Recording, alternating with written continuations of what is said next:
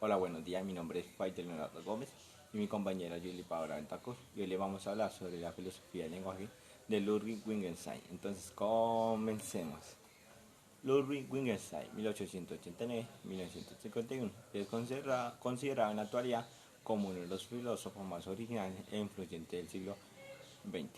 Sin embargo, a pesar de que dos escuelas filosóficas bien conocidas creyeron encontrar en sus métodos y pensamientos no pocos motivos de inspiración y confirmación, el neopositivismo del Círculo de Viena y la filosofía del lenguaje ordinaria o filosofía analítica, el mismo rechazo ser identificado con ninguna de ellas.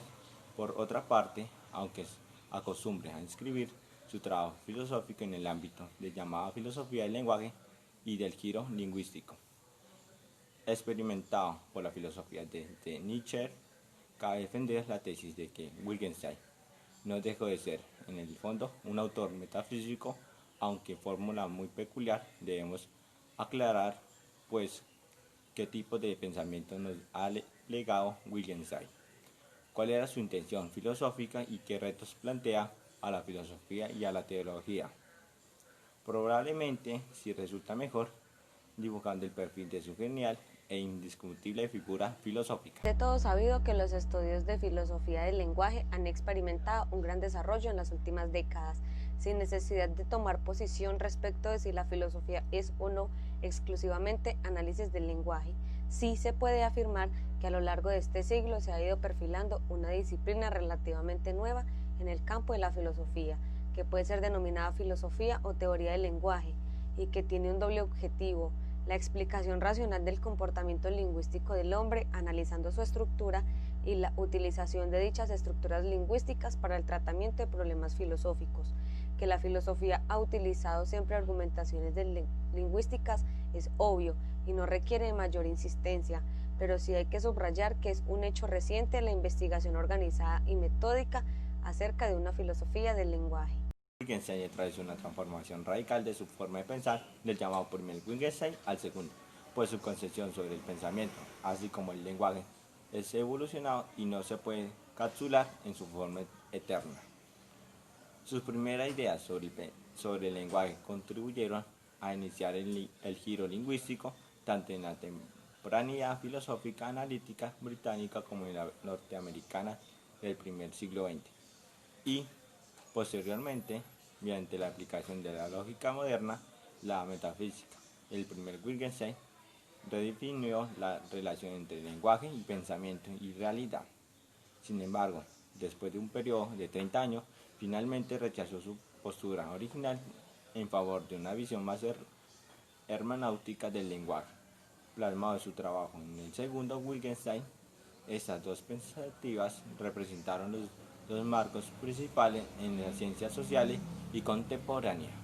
Para Wittgenstein, el propósito de la filosofía es involucrarse en un tipo particular de actividad, que es clarificar los pensamientos o criticar el lenguaje oscuro, ya que creía que los problemas de la filosofía podrían ser resueltos analizando la naturaleza y función del lenguaje, especialmente en términos lógicos, ya que el lenguaje es la expresión del pensamiento y al mismo tiempo una representación de la realidad.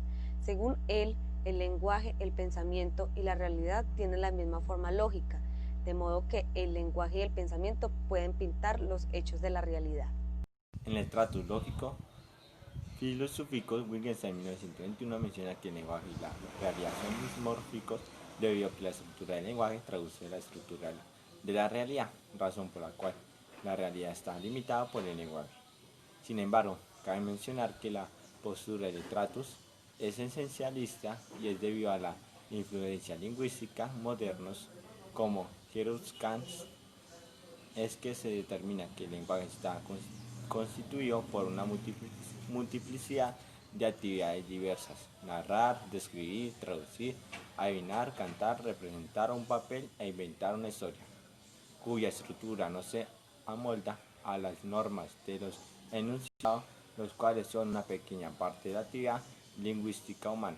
Son sin duda la parte más importante en una teoría de la ciencia, que se compone de enunciados, pero no lo son en una teoría del lenguaje que debe explicar todo tipo de actividades lingüísticas.